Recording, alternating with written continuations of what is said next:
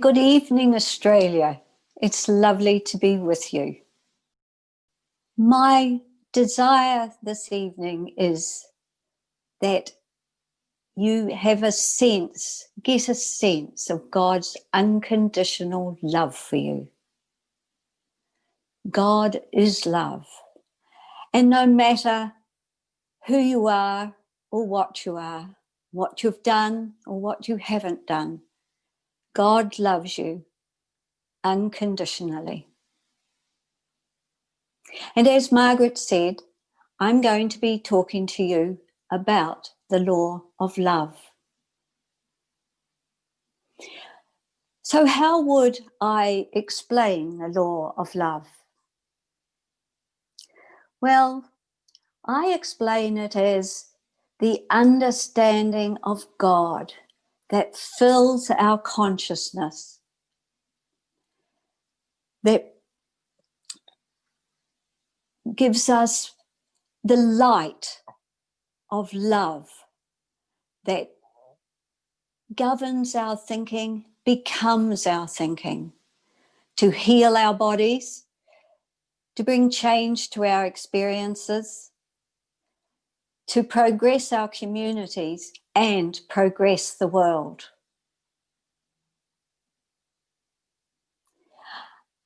I'm going to give you just a little bit of background to the law of love as it is illustrated in the Bible.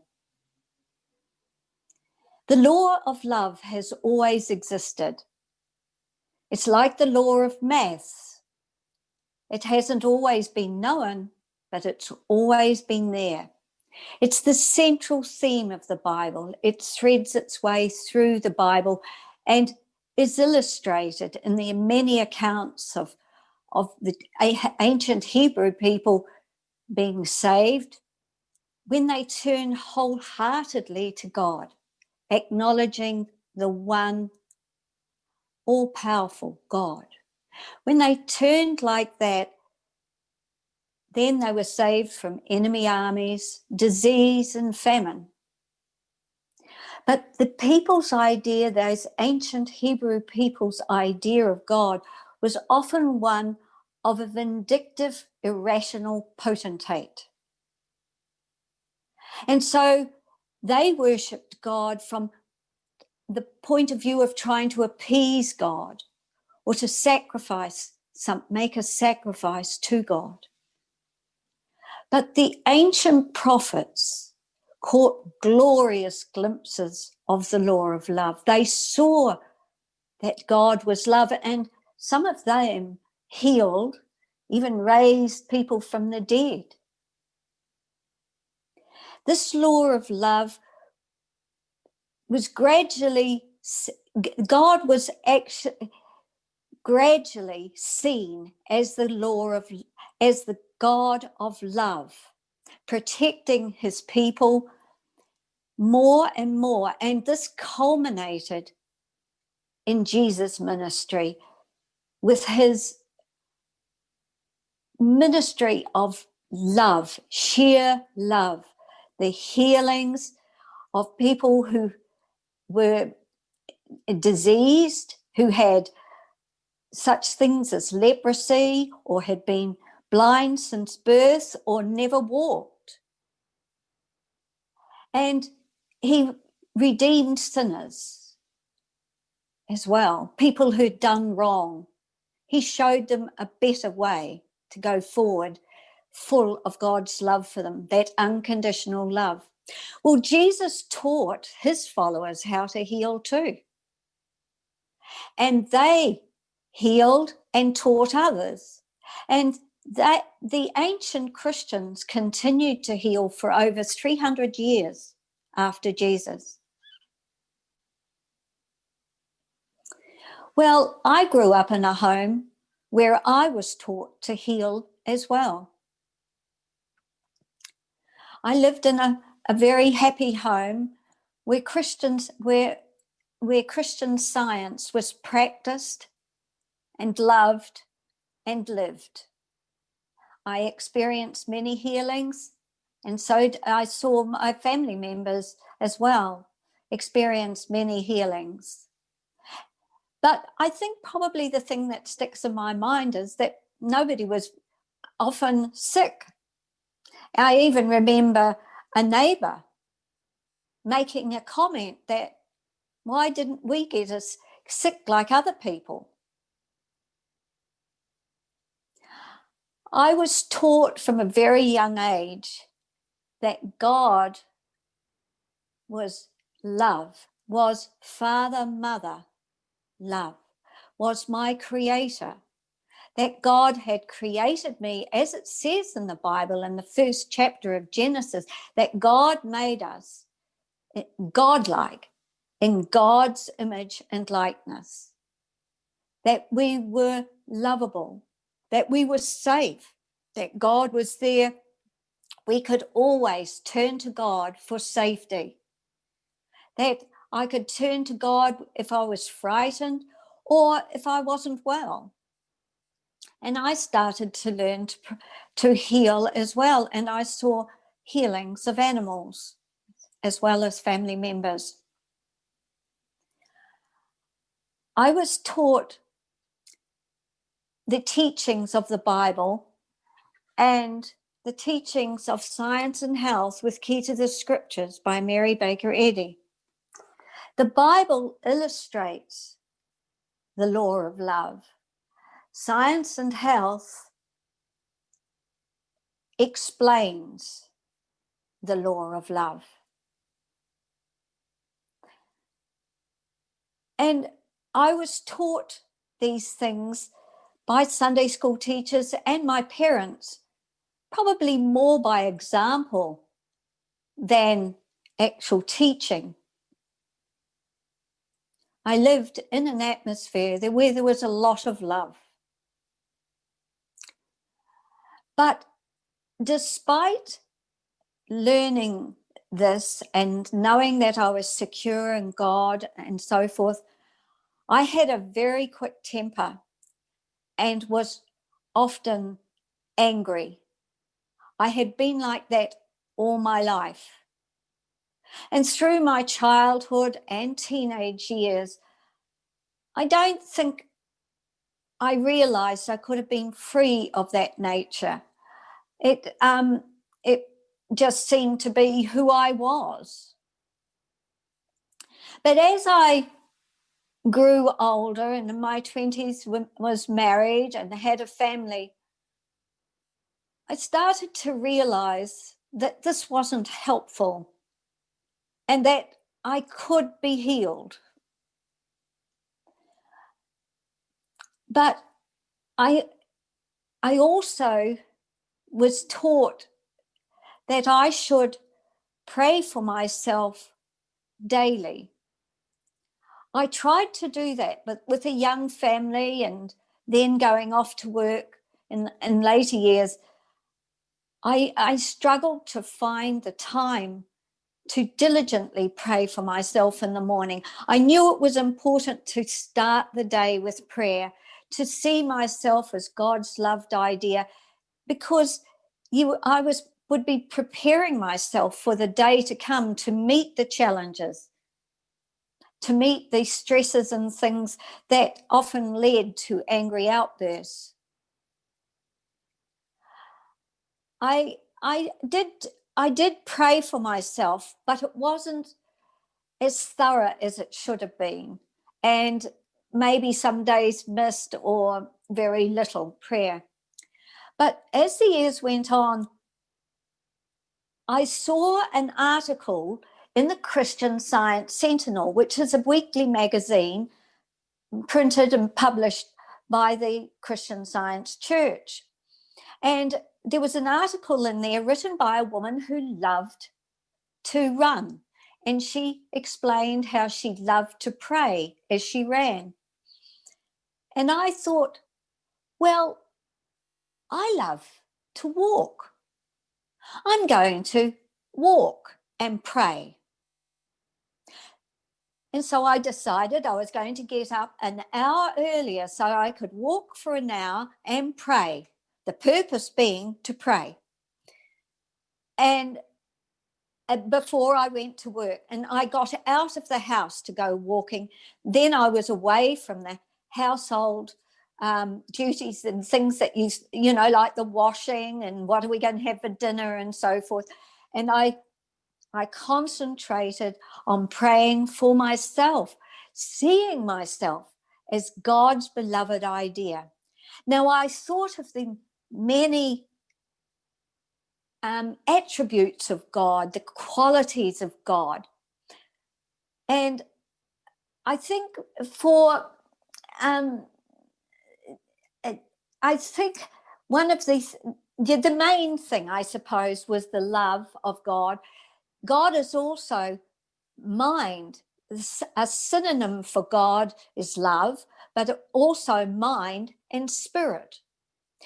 Spirit is the reason we talk about being spiritual, because we are of God, spirit.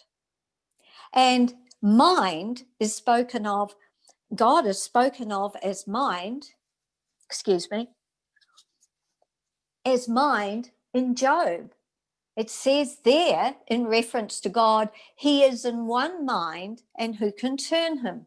So these synonyms gave me many qualities that I could think of for that I must express as God's image and likeness, or God's reflection.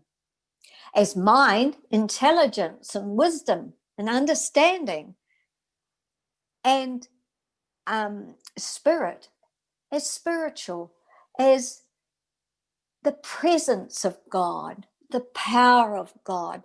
So I could experience the power and the presence of God.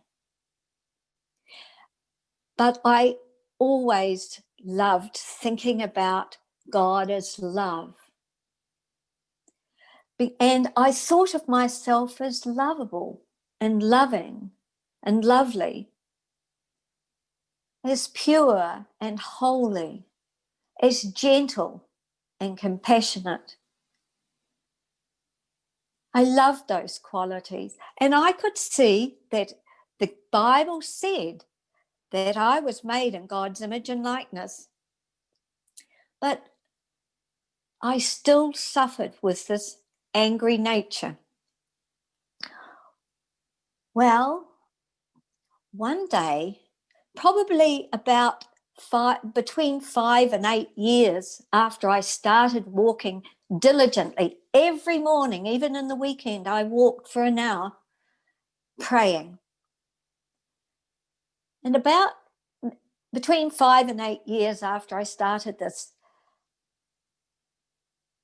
there was a sea change to my thinking one day. I was driving home from work, and I was planning the evening meal and feeling full of joy, thinking of spending the evening with my husband. And when I got home, he'd done something that made me really angry. He'd done something, and I got really angry, over the top. And then you can imagine what happened to that joy I'd been feeling. I felt full of self-loathing, self-condemnation, and regret. You know, to this day, I can't remember what my husband had done. Probably nothing much at all. It was trivial.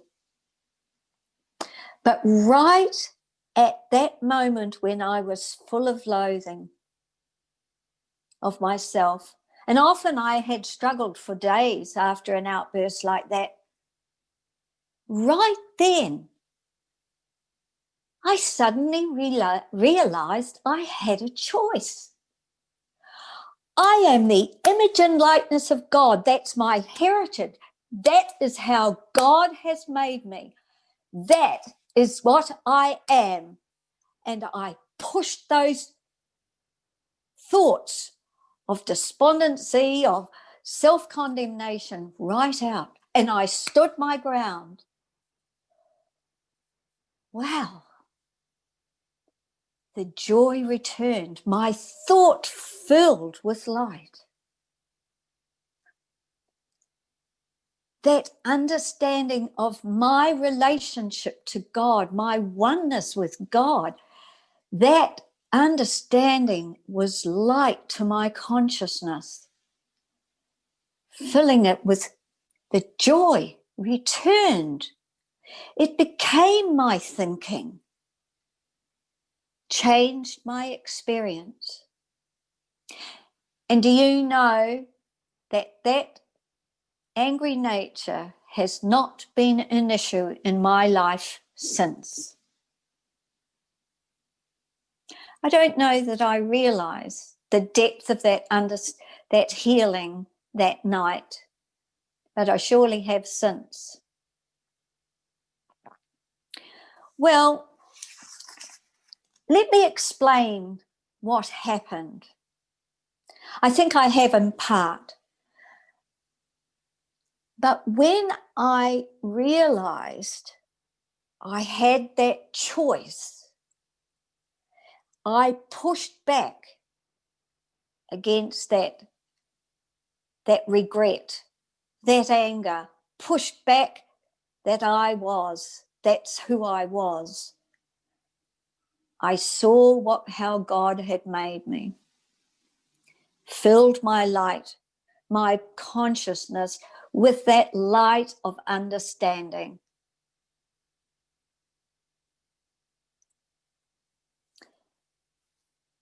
And I realized later that those angry thoughts were not my thoughts. They'd never been my thinking. They'd never been who I was. But if those angry thoughts weren't my thoughts, whose were they? Well, I see them. Well, let me explain a little. I'm sure that every one of you have had a time when you felt stressed or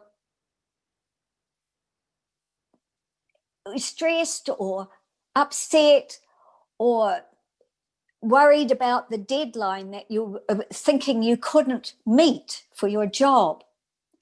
And fear just comes in. You start thinking all sorts of crazy things, really, things that you really know aren't true, but it's just like it takes over your thinking.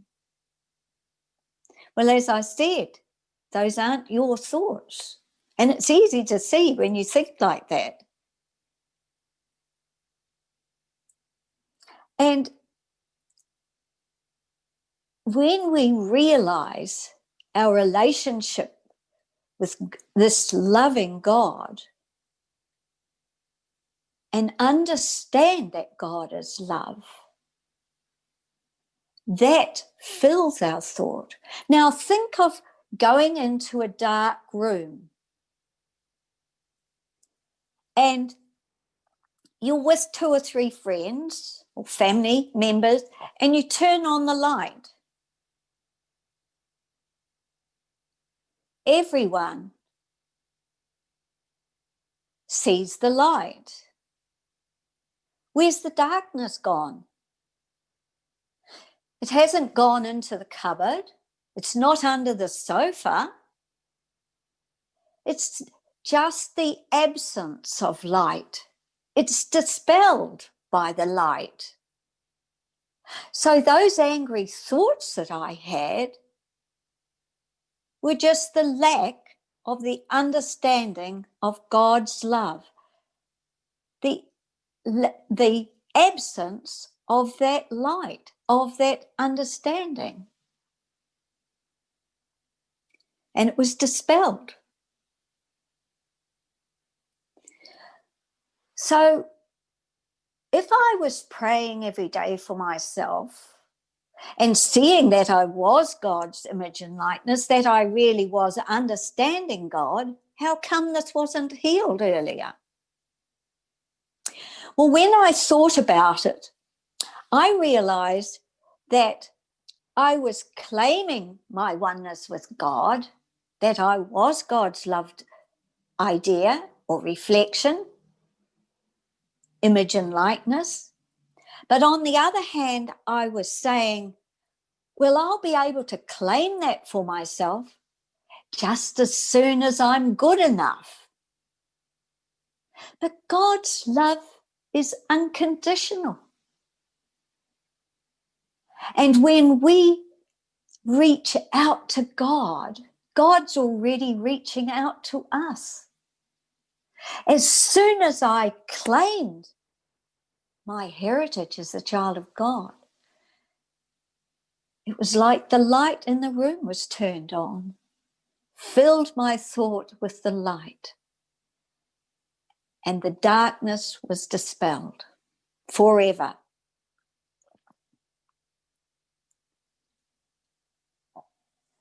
And also, when you think about it, that those prayers of mine for those 5 or so years were like water dripping on a stone. Eventually, it wears away the stone. And that, I think, was what brought that healing then. So don't give up if you've been praying about something for a long time. Keep it up. God loves you. God wants you to succeed.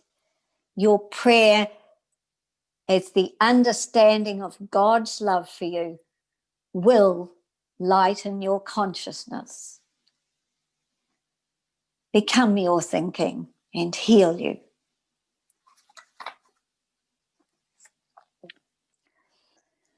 Well, I've talked about the law of love,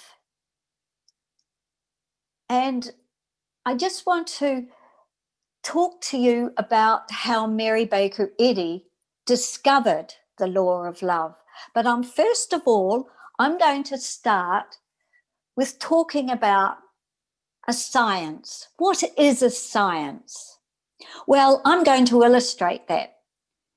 Who of you saw the program in October?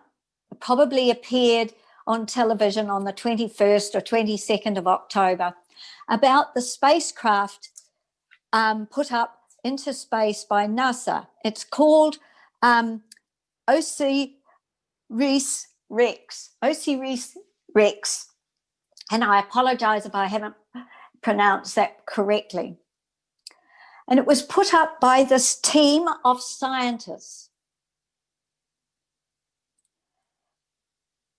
This spacecraft is 20 feet or about 6 meters wide.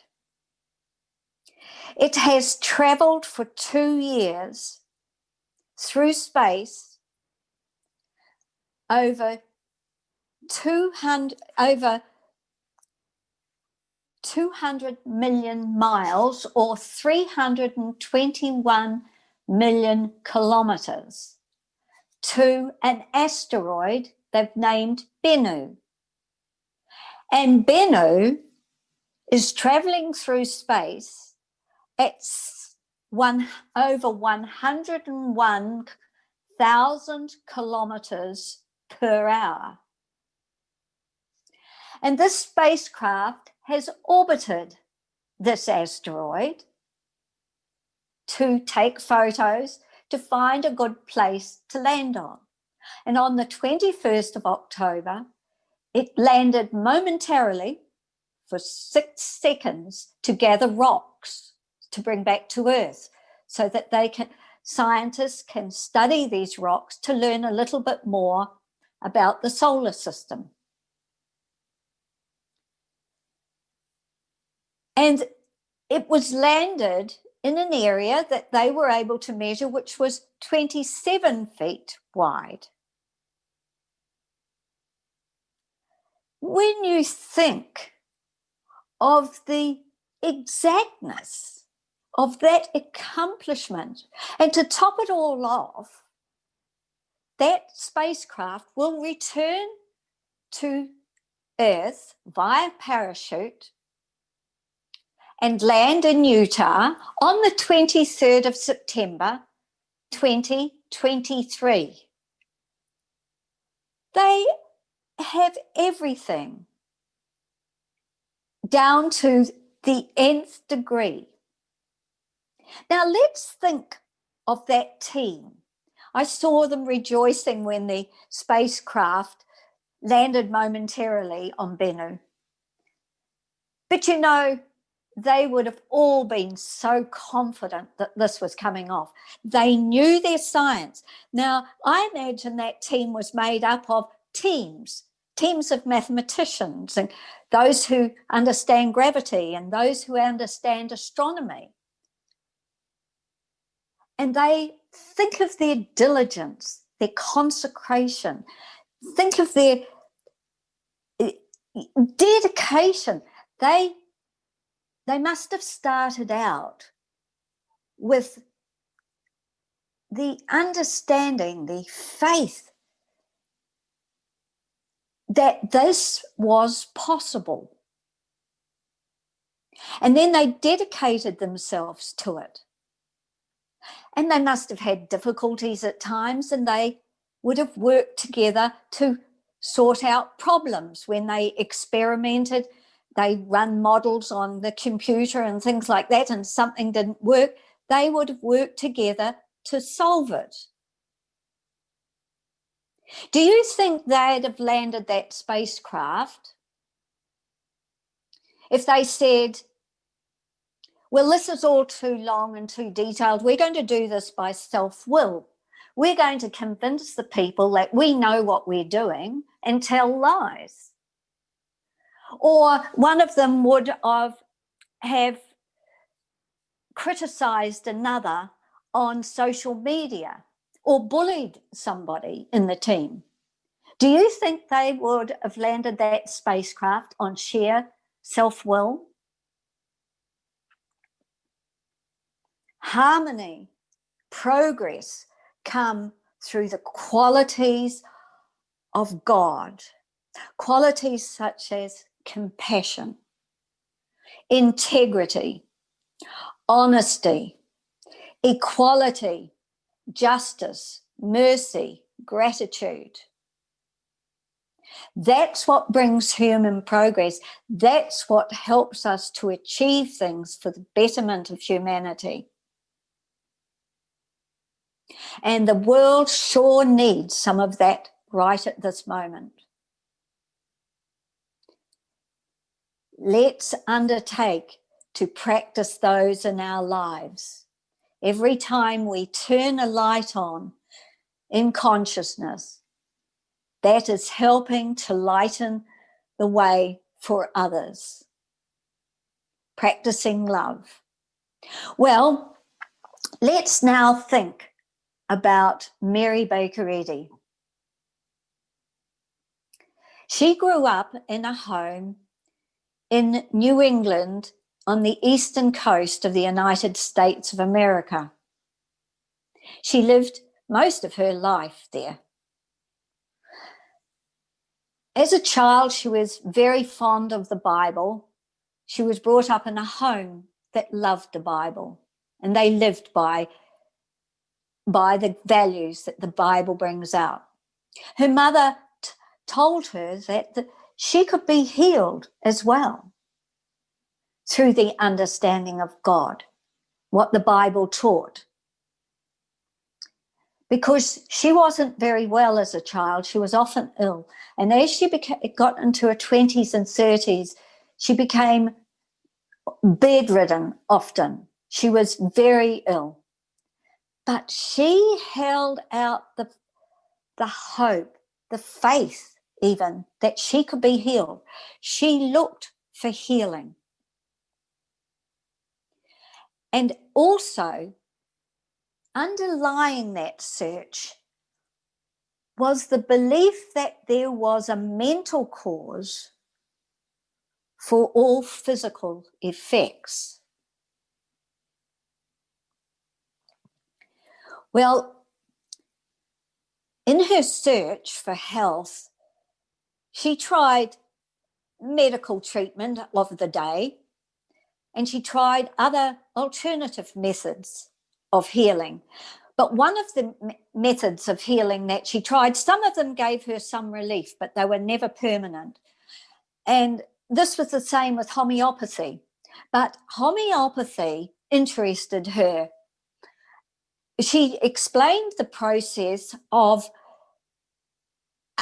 taking a drug and diluting it to such an extent that there was really no drug left, and then taking a spoonful of that very dilute solution and putting it into a glass of water and administering it to a patient. And they grew better, some of them. And she experimented with that and came to the conclusion that it was the patient's faith in the process that brought about that change. You see the mental, she was seeing that mental cause. And she was diligent and consecrated, and she explored the ways, just like that team from NASA. Well, around about this time, she had a very serious fall and was thought to have internal injuries that were fatal. And I believe she and others believed they were fatal. And you can imagine, after all these years of looking for healing, the struggle that must have been going on. And she asked for her Bible. She always referred to her Bible right through her life. And she turned to one of Jesus' healings. And she saw something. She glimpsed some light, some inspiration, the spiritual meaning behind this healing. She would now call it the law of love. But at that time, she didn't understand what had happened, but she caught a glimpse. At first, she was able to get up out of bed, get dressed, and join the people in the house. Such was that glimpse of light to her consciousness. But at first she thought it was a miracle, something that couldn't be explained by science. But she kept going back to the Bible, and she started taking notes, and she saw more and more inspiration in the Bible. And she realized that what she had seen was that of infinite possibilities, of that light of understanding, that inspiration. And she, for 3 years, totally devoted her life to exploring the Bible. Well, these notes that she took down, she shared with friends and taught them what she was seeing. But she also started to put it to the test, you might say, and demonstrating healing like Jesus. You see, what she was glimpsing and she could see was there was a law behind Jesus' healings, that they were so consistent. His healings were instantaneous. His healings were, he healed leprosy. I think I went through that when I was talking about the history. He raised people from the dead. And as she grew in her understanding, she started healing people. And I'm going to read you an account of one of those healings. It's from a book called Christian Healer.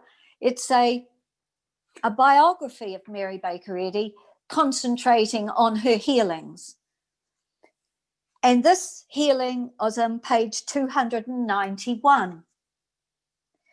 It's a reminiscence of Julia Prescott's, who knew Mary Baker Eddy. And I asked the Mary Baker Eddy Library in Boston did this healing that Julia Prescott tells us about, did it happen in the 3 years that Mary Baker Eddy spent devoted to studying the Bible? And they said they couldn't pinpoint the time exactly, but if it wasn't in that time, it was shortly afterwards. They would have had information that told them that much. Well, Julia Prescott writes, she, meaning Mary Baker Eddy, told us of the case of a child who was born helpless. While out walking one day, Mrs. Eddy observed a small boy drawing another and younger child in a little cart. She inquired of the older boy what was the matter with the little fellow. Mrs. Eddy looked into the sweet face and beautiful blue eyes of the little boy lying flat on his back in the cart, his legs dangling over the edge, limp and helpless. In relating the incident, she said, the sense of the perfect child of God was so clear to her that the boy slid out of the cart and went running down the street saying, "See me young, run." He reached his home, which was nearby, crying out, "Mama, see me young, see me young." Can you imagine that mother, how she must have felt? But just let me take you back to this sentence. She said the sense of the perfect child of God was so clear to her that the boy slid out of the cart. It seems to me that she was understanding God and this little boy's relationship to God, his oneness with God. She was seeing that this child heritage, like I saw my heritage as the child of God, she was seeing that for that little boy.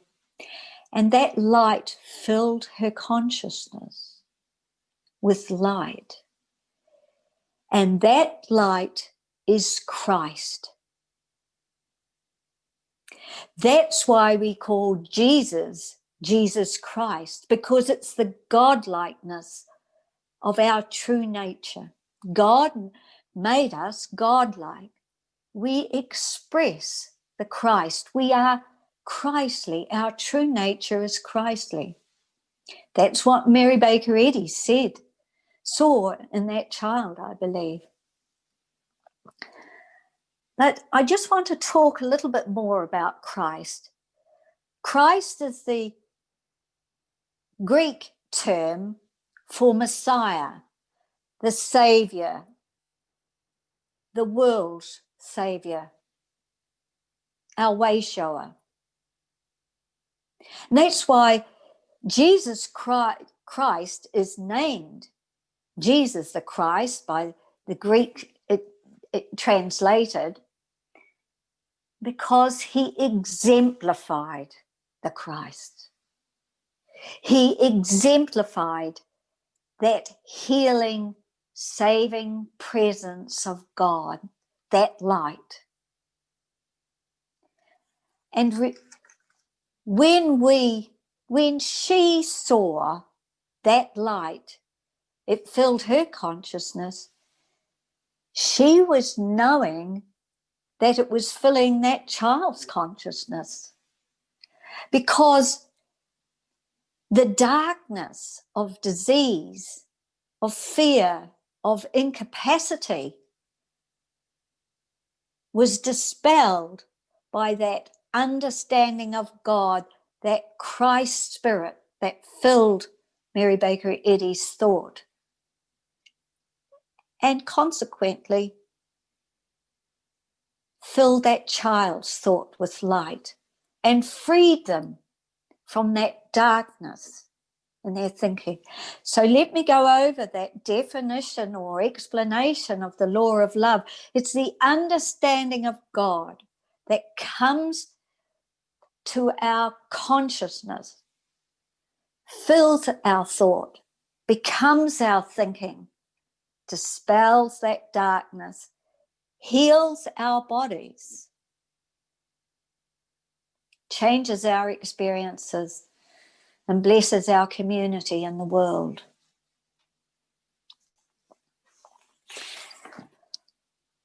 Well, Mary Baker Eddy healed many, many people, different diseases and so forth.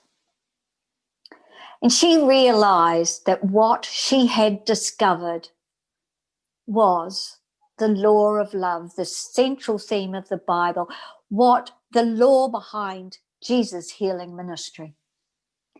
And she realized that this was her discovery, was for the world. And so she formed a church.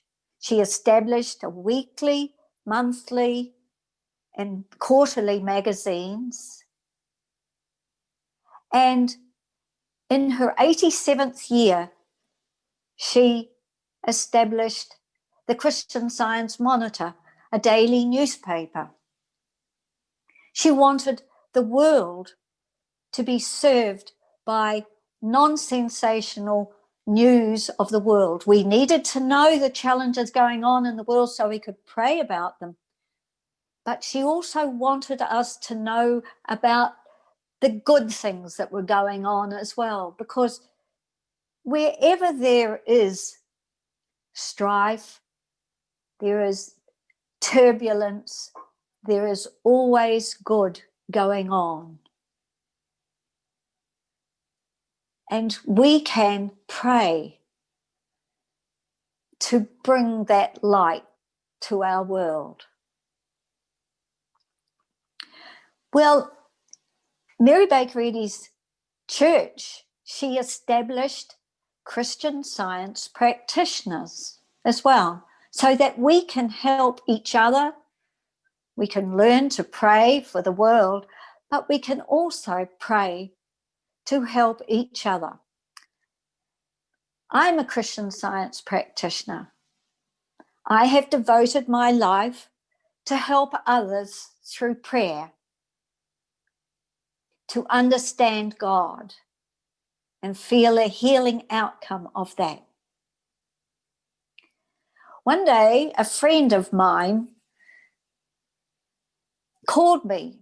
She was in a lot of pain. She'd fallen in the garden backwards, put down one of her arms to break the fall. She heard a loud crack and felt a lot of pain, and thought that her arm was most probably broken.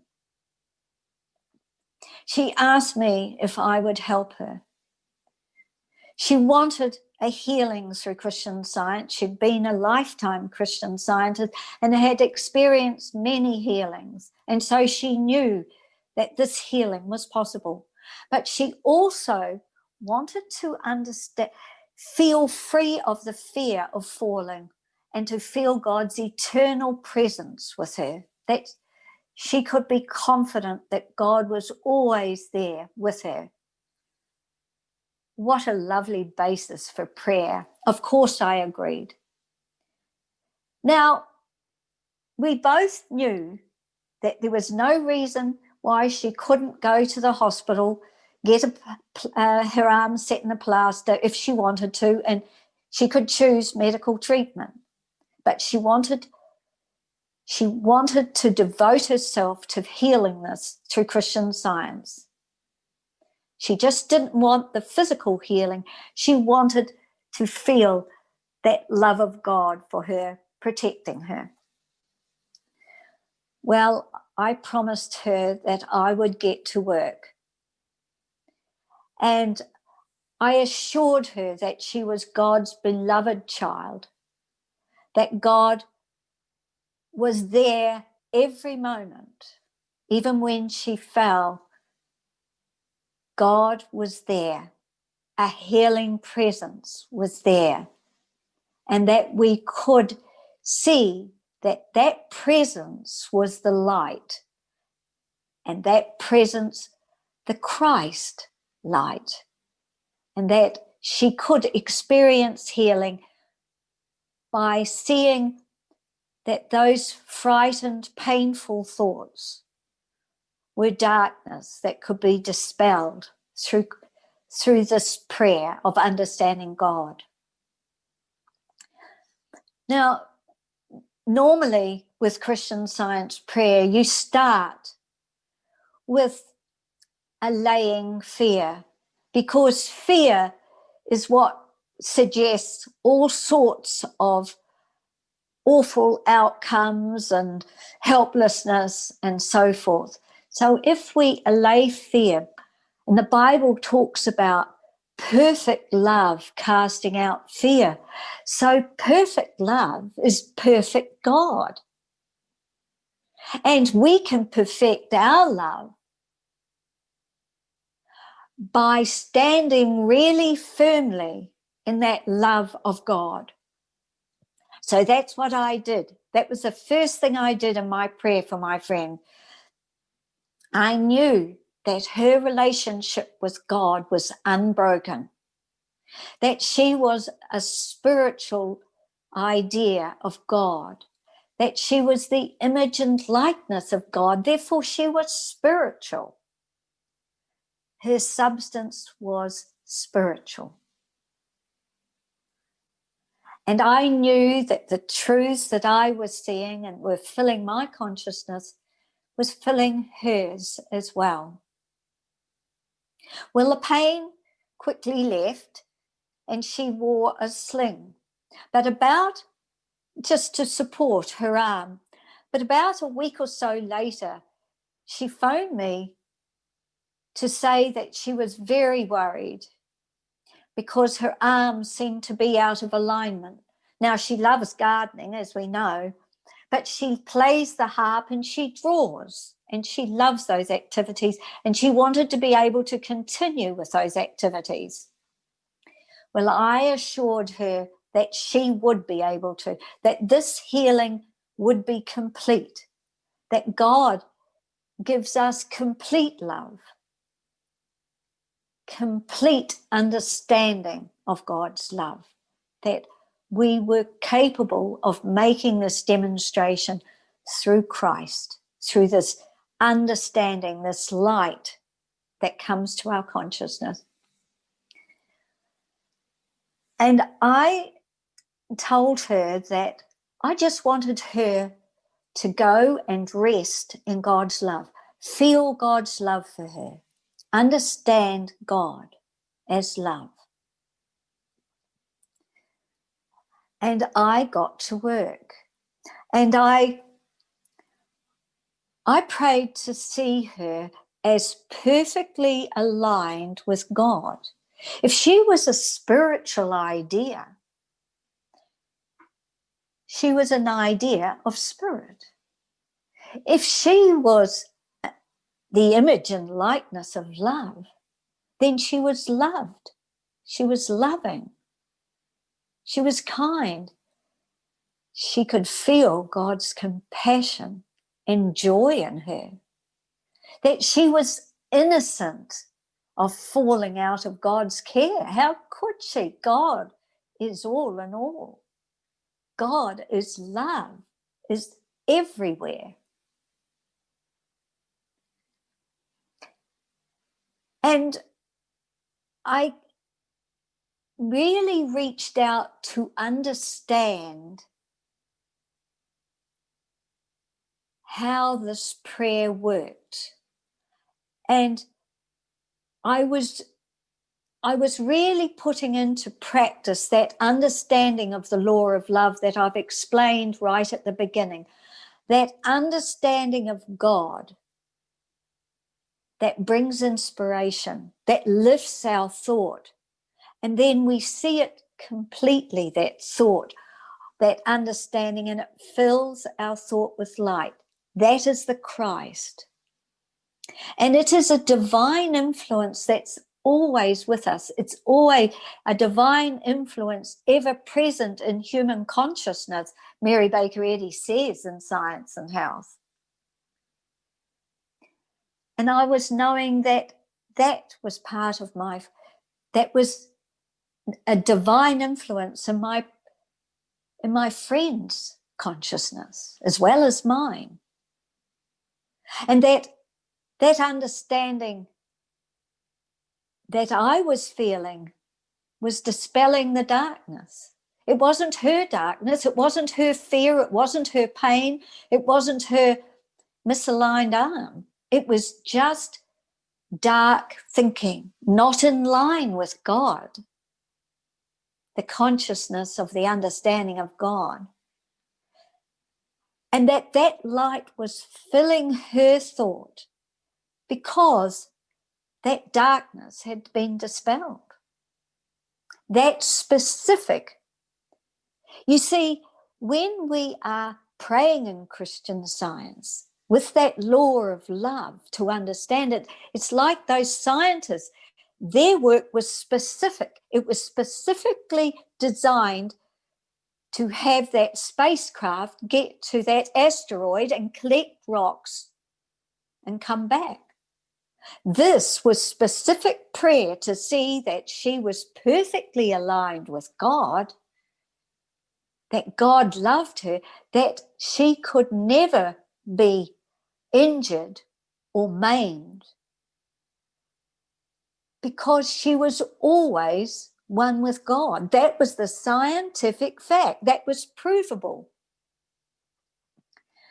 Well, a little while later, I don't know whether it was a few hours or the next day, neither of us kept notes about it, but she told me that after she'd spoken to me, she went and lay on the sofa in the lounge and really felt God's love for her. She just she thought about God as father, mother love. And she felt so embraced by God's love, the strength and courage of the father figure, and the compassion and gentleness and motherliness of the mother, father, mother, God. And right then, she felt a gentle movement in her arm. She described it as God's gentle law of adjustment, of loving adjustment.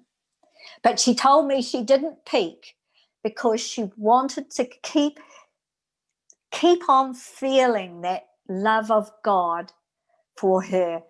She didn't want to interrupt that thought.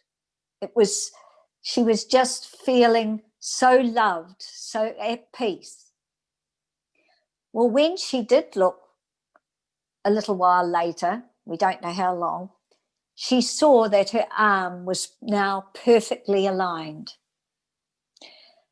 And we continued to pray for another week or so, and she regained full use of her arm. She plays the harp, she gardens, and she draws.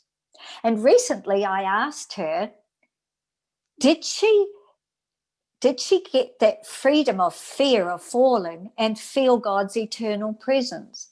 And she said, oh, yes, she said. So many times I go back to that healing when I've got a problem of another sort to see what I learnt at that time, to put that into practice and help her with a further challenge. You see, our healings are never 5-minute wonders. We continue to learn from them, and we see more and more from them. You see, healings are growing us in our understanding of God. That's why healings are so important. Well, because healings are so important, and Jesus was the master Christian, he was our way shower, I'm going to talk to you about one of his healings and see and think through how he dealt with this issue. He was walking along in a crowd of people, the Bible says, and he was healing people and teaching them. He taught many things. He gave us what we call the Sermon on the Mount, which talks about all the qualities of God, of what those qualities that we reflect of God, that give us that understanding of God that fills our consciousness with the Christ light. Such things as humility, meekness, peacefulness, being enduring even when we're persecuted, and loving our enemies. Somebody asked me a while ago, how do we love someone who's so that we just can't bear? Maybe they're on the news a lot, but we are required to love. But do we have to love that ugly nature? Of course not. Nobody loved that ugly nature that seemed to be part of me. What was there to love about it? It's just darkness. So when we love our enemies, we are seeing their true nature. And that is dispelling the darkness, helping to dispel the darkness of these people that we find that we feel we can't love. And not only that, it's doing something for us as well. It's giving us a freedom from hate, a freedom from loathing, a freedom from feeling afraid of what these people are doing. Well, Jesus was teaching the people and moving in a crowd, and there was a very short man, Zacchaeus by name, in the crowd. And he was a tax collector, and they were hated. They were hated because they were often corrupt and stole things and blackmailed people, took things that they weren't entitled to. So, and he must have been interested in what Jesus was doing. Maybe he felt that he wanted some of this goodness, this love that was being expressed, these people being healed. You see, when Jesus healed the people, how many times in the Bible does it say when he healed, the people praised God? Why did they praise God? Because they saw that the power behind Jesus' healings was God, and that God was love. And they rejoiced. That's why healing is so important, because it shows us the nature of God, that God is love.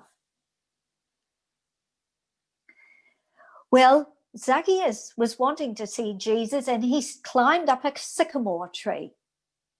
And Jesus came along, and he looked up and saw Zacchaeus. I think that Jesus perceived that Zacchaeus was receptive to what he was teaching the people. And he said to him, Zacchaeus, come down, he said. Today I'm going to spend the day with you. And he got down out of the tree and he said, Master, speaking of Jesus, today I'm going to give half of my goods to the poor. And if I've taken anything from anyone by false accusation, I'm going to give them 4 times as much. Really? In the time it had taken him to climb out of a tree, he'd been gone from a corrupt official to a useful community member, a generous community member. But right then, the people started murmuring and criticizing. What was that all about? They were saying, he's gone to spend the day with a sinner, with a wrongdoer. What was all this criticism about? Is there anyone that can't be forgiven, no matter what they've done? Maybe somebody's abused a child that you know, or done something to your family. But this law of love, this prayer of Jesus, I believe was seeing right through the corruptness, the darkness of his character, the darkness of my character. Jesus was seeing that perfect child of God, that image and likeness of God, that God is love and is our creator, the creator of every one of us. Isn't that wonderful? Don't you feel loved? That unconditional love that Jesus understood. And Jesus' thought was full of that Christ, that Christliness, dispelling the darkness, the ugliness, the people's criticism, and bringing to light that godlikeness that was Zacchaeus' nature.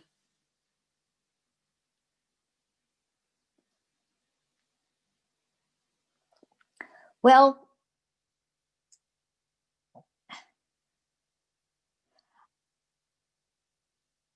in healing Zacchaeus, he was helping to heal the victims. Remember, Zacchaeus said he was going to give half of his goods to the poor and give 4 times as much back if he'd stolen anything from anyone. Now think of the people maybe that you find very hard to forgive or feel you just can't forgive. But that light of understanding God that fills your consciousness, that would forgive a wrongdoer, is also what is dispelling the darkness of a life of torment of a child that's been abused, or the injury of someone that has had a terrible illness, or has been injured by somebody maybe who has been irresponsible on the road. That light that we love our enemies is the same light, is the same Christ that heals that life of torment. It enters into our thoughts, becomes our thinking. It heals our bodies, changes our experience, changes the nature of the evildoer or the wrongdoer, but lifts the torment off the victims. So see what we can be doing for our communities. Sure, we'll be helping our enemy, but we'll be blessing our community. Think what Zacchaeus would have been able to do for his community.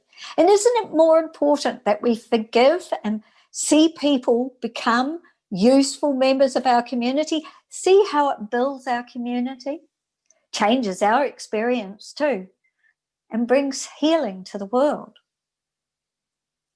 Well, years ago, when my son was 11 years old, he had his jacket stolen at school. And sure, at that time, we had to be very careful with our money.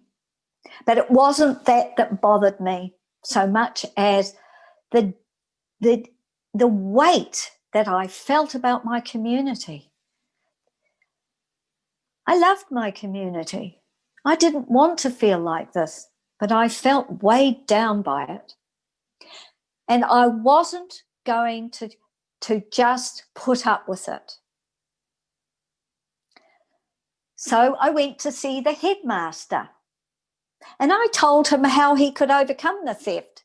He wasn't very interested. And I went to see John's school teacher. She sort of agreed with my plan to overcome the theft, but she felt hopeless and helpless, I think. She showed me the empty cloakroom where there were rows of pegs where normally the children would hang their bags, but the theft was so bad they had to keep their bags with them at all times to prevent the theft. She even showed me into the toilet room. All that was in there was the toilet bowl. Well, I wasn't going to rest over this. I wanted some peace. And so I went to the police station, and the senior sergeant spoke to me, and he said, "You live in a terrible community. Policemen are leaving. Police are leaving the force because of this community." Well, as I walked out, I was nearly in tears. But just as I reached the door of the police station, the thought came to me, I will not be made to hate my community. I will not be made to hate my community. Well, I think everybody on the street that day I passed as I was doing my chores in town smiled at me. Everyone smiled at me. I felt beautiful. But 2 or 3 weeks later, the jacket hadn't been returned, and I still couldn't find peace totally about this. And I decided to sit down and pray to get some peace. Now, you see, I think this, looking back on it, I could see that I was turning wholeheartedly to God then. I was putting away the human effort. Remember, the Hebrew people, when they turned wholeheartedly to God, God saved them from enemy armies and disease and so forth. We have to turn wholeheartedly to God. It's not the human effort that heals us and frees us. It's the wholehearted turning to God. Well, I studied from the Bible and from Science and Health with Key to the Scriptures by Mary Baker Eddy. That's our textbook. And I studied them together for about an hour. And at the end of the hour, I had one question. How can a child, presuming it was a child that had stolen this jacket, how could they be touched by my prayer? They mightn't even believe in God, or they probably don't know anything about Christian Science. So how can this prayer, putting the into operation the law of love, how can that heal them? How can that change them? You see, I wasn't thinking they didn't deserve to be healed. Far from it. I really loved them. I truly did feel love for them. I wanted to feel that they could be free. I really needed, I think, what was behind the question was to understand how prayer works for another when they haven't asked for help, don't really understand it. And so when I thought about it, when I put it into going back to this explanation of the law of love, it's that understanding of God that comes to my thought in this case, filling my consciousness with love. And I was led to think about the Braided Rivers in the South Island. And the Braided Rivers are very wide, shingly riverbeds with rocks and shingle that have been brought down from the mountains by water. And sometimes in the flood, the water covers the whole wide riverbed, but generally the water flows in channels. Along the riverbed, there might be 2 or 3 channels. Sometimes a channel or 2 will dry up in the summer with the dry weather. But then the snow melt will come in the mountains, or rain will fall, and the water will fill up that dry channel, wetting every stone in its course. The channel of thought, of prayer, this mental cause, flowing, this channel directed specifically to the problem that I was praying about, filled with the understanding of God, that light, that inspiration, touching everyone on whom my thoughts rested, blessing them all. Mary Baker Eddy says, all on whom your thoughts rest are thereby benefited. I felt total peace. I'd got my peace. I know it was midday. I got up to go and get lunch. I didn't think about it again. Excuse me. Until the children came home from school at 4:30. And I heard John running through the house calling out, "Mum, I've got my jacket back. I've got my jacket back." His friend brought it from the toilet room. It had been wound up, folded, and put behind the toilet bowl. And he brought it to John at 1:00 at the end of the lunch break. The immediacy of that prayer, it still fills me with joy when I think about it, even now. The immediacy of it, that it had brought to light in that child's thought his honest character, or her honest character, their loveliness, their integrity as a child of God, giving the courage to return it. John showed me the mud splatters up the back of the jacket and pointed out that the child must have been riding a bike to get that. So I think he was assuring me that I didn't think he'd just mislaid it. I didn't think that for a minute. I realized the love of God, that law of love, the power of our prayers, that mental cause that Mary Baker Eddy searched for and found and taught us, that law of love. Well, at that time, I was looking for work to supplement our family income. And within a month, I'd started a job with the local government in our town. And I worked there for 20 years. I did different jobs. I loved it. I know I was well paid, but the thing that underlay it all was the joy to be working for my community. It gave me such purpose.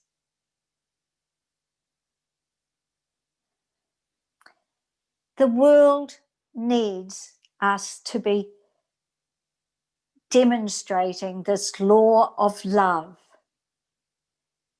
As we acknowledge qualities such as forgiveness, compassion, integrity, so important in today's world, honesty, forgiveness, gratitude, justice, and equality, we will understand God, because that is where those qualities come from.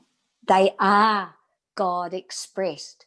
And when we honor them and live by them, then that understanding of God will fill our consciousness, will govern our thinking, will become our thinking, will heal, will bring change to our experience, bring progress to our communities, and bless the whole earth, will progress humanity. I do hope that if you've been touched by something in this talk, you're feeling God's unconditional love for you, that you might look a little further into science and health with Key to the Scriptures, together with the Bible, to read the explanation of the law of love and teach you how to put it into practice. The last 100 pages of Science and Health contain healings, testimonies of healings of people who have been healed just by reading and studying Science and Health, with Key to the Scriptures by Mary Baker Eddy. Good evening, everyone, and lots of love to you all.